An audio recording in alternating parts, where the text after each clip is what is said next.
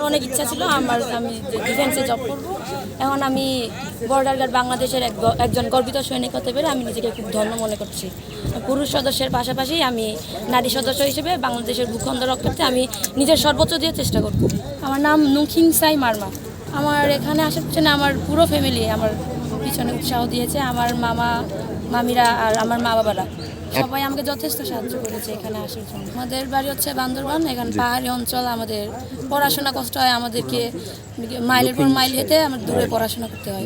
এবং আমার মা বাবারা আমাকে মানে কষ্ট করে আমাকে বান্দরবানে এনে পড়াশোনা করাইছে। আমার স্বপ্ন যে আমি বর্ডার গার্ড বাংলাদেশের সদস্য হিসেবে আমি বাংলাদেশের ভূখণ্ড রক্ষা করব, নিজের সর্বোচ্চ দিয়ে চেষ্টা করব, তাই এখানে আসা আমার। সর্বপ্রথম আমি মহান রব্বুল আলমিনের দরবারে লাখো কোটি শুকরিয়া আদায় করতেছি। আলহামদুলিল্লাহ, আজকে আমি বিজিবির নবীন সৈনিক হিসেবে শপথ গ্রহণ করে এই বাহিনীর একজন গর্বিত সদস্য হতে পেরে নিজেকে অনেক ধন্য মনে করতেছি।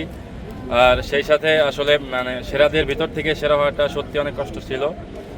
ট্রেনিংটা আমার জন্য খুবই ভালো ছিল। আর এখানকার আমাদের স্টাফজি স্যার, অন্যান্য যারা সংশ্লিষ্ট সদস্য ছিল সবাই আমাদেরকে অনেক হেল্প করেছে।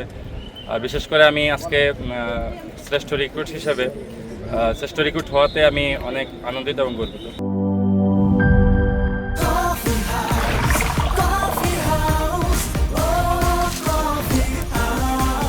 কফি হাউস, প্রতি চুমুকে আড্ডা জমে।